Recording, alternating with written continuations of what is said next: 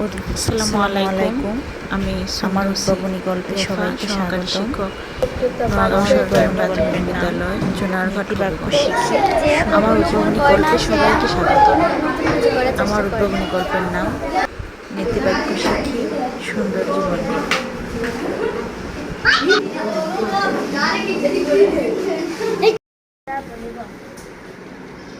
Next, আমি কি পেলাম সেটা বড় কথা নয়, কি দিলাম সেটাই বড় কথা।